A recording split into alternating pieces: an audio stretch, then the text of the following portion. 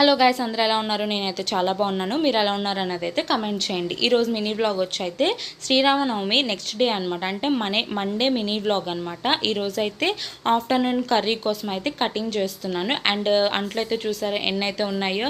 ఒక ప్రెగ్నెన్సీ అమ్మాయి ఒక 2 years బాబుతో చేయాల్సిన పనులు అయితే ఇవి కాదు, బట్ నా పరిస్థితి అయితే అలా ఉందన్నమాట. ఏం చేస్తాం, ఇంట్లో పెద్దవాళ్ళు లేనప్పుడు అన్నీ మనమే చేసుకోవాలి కాబట్టి. సో నేను కూడా అట్లాగైతే అలా నడిపిస్తూ వస్తున్నాను ఈ ప్రెగ్నెన్సీ జర్నీలో. అండ్ అంట్లయితే కంప్లీట్ అయిపోయింది. నాకైతే ఈ ఎండాకాలం ఈ రోజు అయితే నిప్పుల్లో నడిచినట్టు ఉందనమాట నా బాడీ అంతా.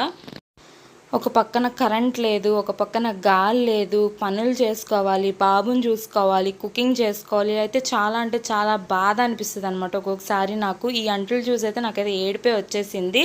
అండ్ నెక్స్ట్ వచ్చి అయితే కుకింగ్ అయిపోయింది. దొండకాయ ఫ్రై అయితే వంటగదిలో కంప్లీట్ అయితే బెడ్రూమ్లో క్లీనింగ్ చేయాలి కదా, సో ఆ పని అయితే చేస్తాను. అంతండి వీడియో.